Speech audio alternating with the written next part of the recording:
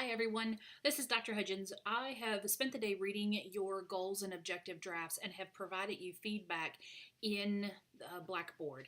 As you are learning, and maybe for the first time, your Blackboard inline grading rubrics look different than they did in prior courses. One of the first things you're going to notice is the actual rubric has a lot more very specific breakdown in how the points are allotted, and they're under categories that demonstrate proficiency levels. So that is going to give you a better guide of exactly where you were and how your work was assessed.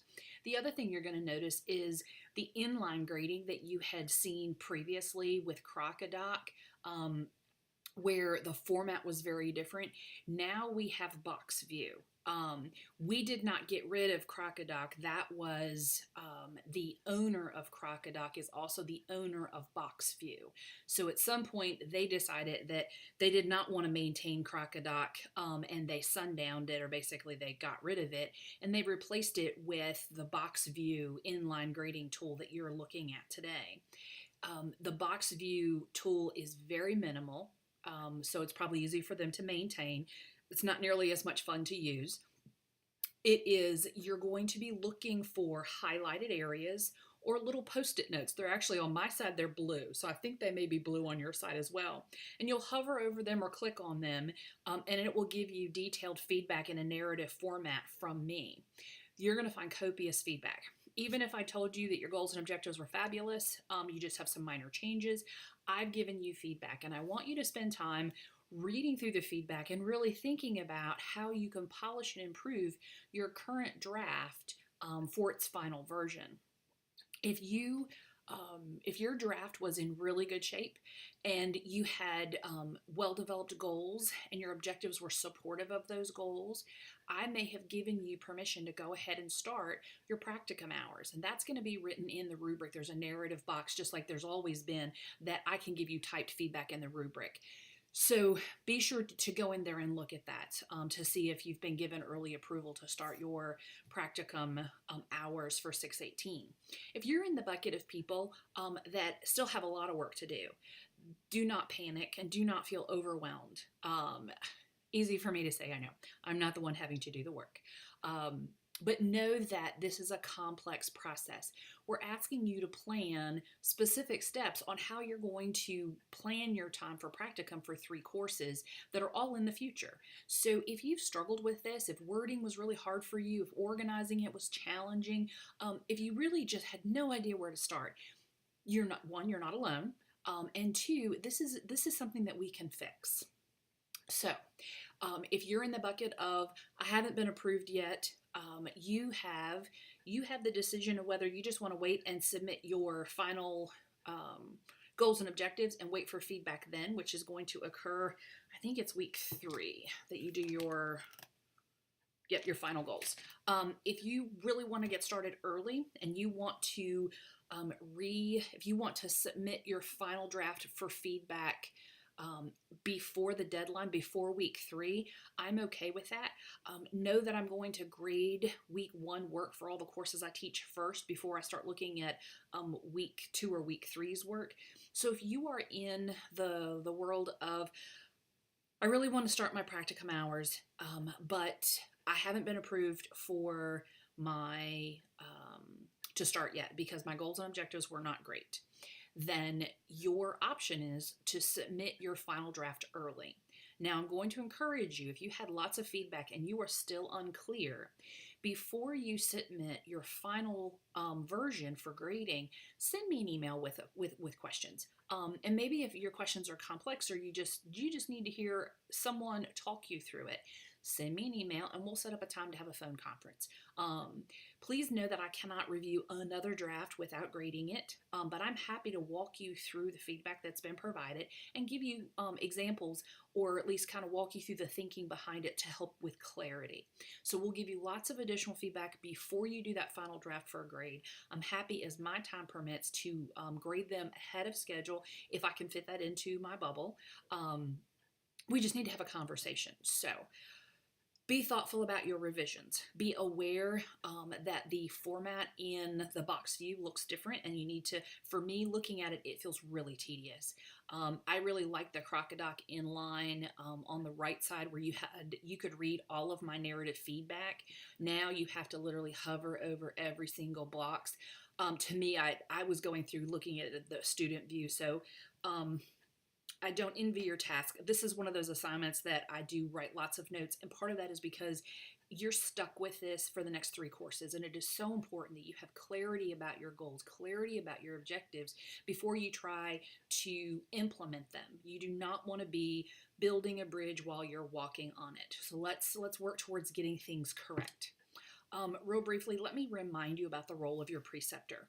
All of your time in practicum for 618, 619, and 620 should be directly supervised by your preceptor. That means they're with you one-to-one throughout your entire remaining 150, 145 hours, depending on how many hours you accomplished in 617.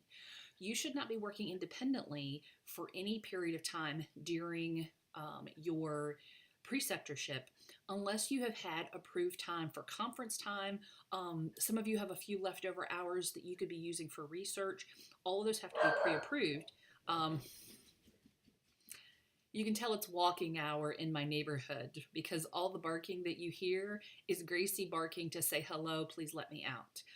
If it gets too raucous, I'll pause and see if I can go fix her. So the idea of your preceptor is to be directly supervising you.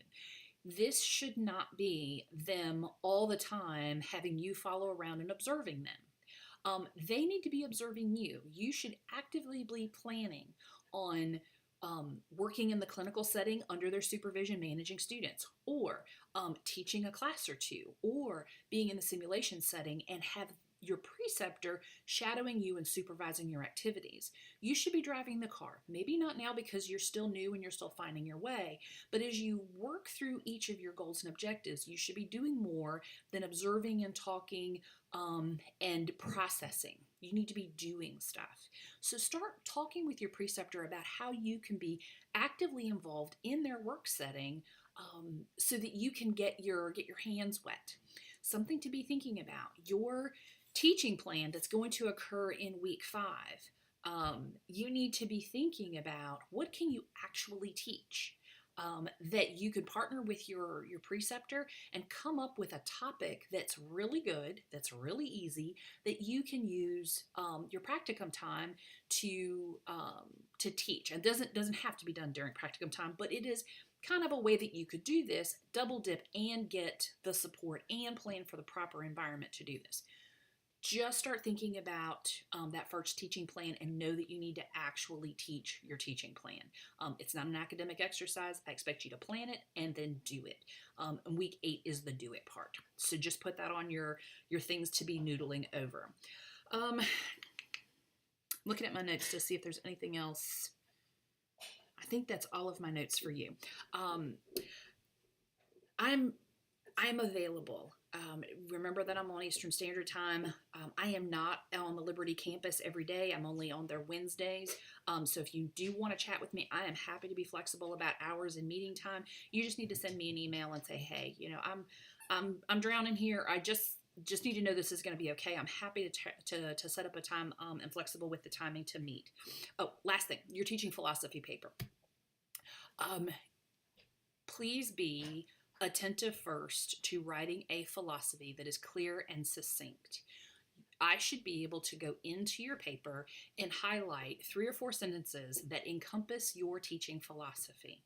It should have clarity. Your paper should start with, not verbatim, but this is my teaching philosophy, and the rest of the paper should be connecting it to theory, connecting it to practice, and being very specific in how you foresee demonstrating that teaching philosophy and practice. Follow your rubric closely. What I will tell you is the thing that people get tangled up with in this assignment is because it's squishy and it's touchy-feely. It's about your philosophy. People begin to wander and they don't have real clarity about exactly what their teaching philosophy is. So follow the rubric carefully and then be intentional about introducing a succinct teaching philosophy and using the remainder of your paper to support how everything else connects to your teaching philosophy. From an APA standpoint, you should be using level 1 and level 2 headings in this length of a paper. I am okay with you using the first person in this paper. It is very much about your philosophy. So use I. There are going to be research papers that you're not going to want to do that in, but this is something that really lends itself to you using the first person. If you are very disciplined in APA and you have already broken that habit and you like using this author, I'm okay with that too. Just know that if this is something that just feels more natural writing with the first person, I'm okay with that. Level headings. Use references. Make sure that your references are cited in your paper and that they're reconciled in your reference list. Be detail oriented with your APA. Know that from this, well, my hope is that prior to this, people have been paying attention to your APA. If not, sorry, that's Madeline. If not, now's the time to brush up on it. So be aware that I expect to see APA properly used, properly formatted to organize your thinking and to organize your writing.